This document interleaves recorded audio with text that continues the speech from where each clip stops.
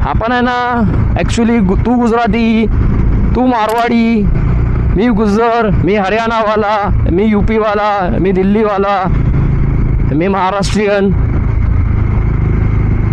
वगैरे वगैरे वगैरे इतक्या जाती आपण बनवून ठेवल्यात.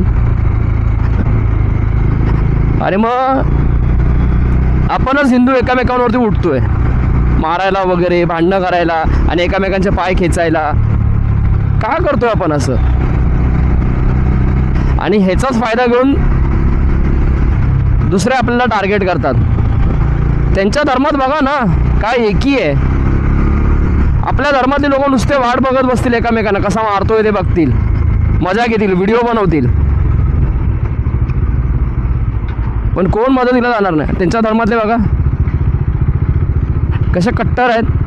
आपण का नाही होऊ शकत? आपण पण होऊ शकतो ना.